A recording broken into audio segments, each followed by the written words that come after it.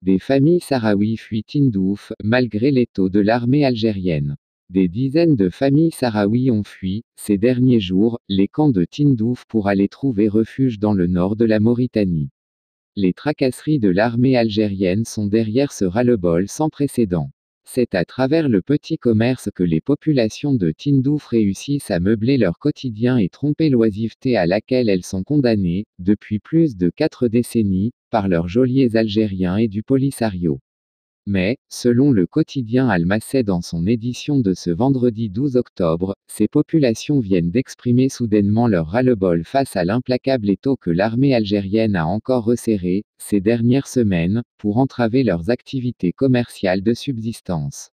Mécontentes de la cascade de nouveaux impôts et taxes auxquels sont désormais soumis les petits commerçants de Tindouf, plusieurs familles ont quitté, durant ce dernier mois, les camps de Tindouf pour se rendre en Mauritanie. Cette hémorragie est importante et sans précédent, l'armée algérienne et les milices du Polisario ayant toujours interdit les déplacements non autorisés à partir des camps de Tindouf.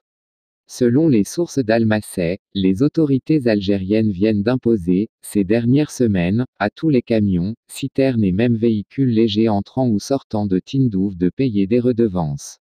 De même, tous les camions de marchandises partis de Tindouf à destination de la Mauritanie ne peuvent plus entrer en Algérie qu'après un délai minimum d'1 mois. Cette mesure vise à freiner le rythme de l'activité de certains petits commerçants sahraouis qui opèrent entre les camps de Tindouf et le nord de la Mauritanie. Face à ces entraves réplétives et asphyxiantes, plusieurs dizaines de familles sahraouis ont réussi à quitter les camps de Tindouf pour aller s'installer dans les villes mauritaniennes de Zourat et de Nouadhibou. La terreur, la famine, les maladies, sont le lot quotidien des familles retenues contre leur gré dans ces camps de la honte. Des jeunes fuient massivement cette zone pour de meilleurs cieux. C'est leur unique alternative, s'ils ne veulent pas aller grossir les rangs de la délinquance, du trafic en tout genre et du terrorisme dans la région sahélo-saharienne.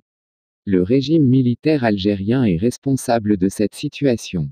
La région de Tindouf est sous son contrôle, comme l'est le camp des séquestrés encerclé par l'armée algérienne. La situation est devenue difficile, ici. Un nouveau contingent, de jeunes, s'est envolé.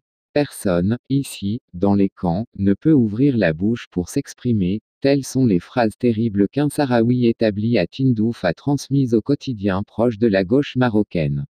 La France est aussi une destination privilégiée de ces jeunes qui ont adopté une tactique intelligente pour immigrer vers l'Europe, notamment.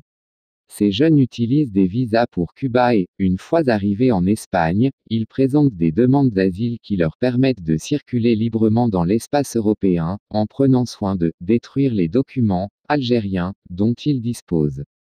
Des sources informées de l'intérieur des camps, 80 personnes ont pu fuir Tindouf. 3 femmes sont actuellement en transit à l'aéroport de Madrid pour des destinations lointaines. C'est la meilleure façon de fuir l'oppression des policiers algériens et des gardes chiourmes des séparatistes à la solde d'Alger. À Madrid, ces jeunes munis de visas pour Cuba ou le Venezuela optent pour une autre tactique. Ils changent totalement de destination à l'aéroport Barajas, et s'envolent pour Paris ou d'autres villes.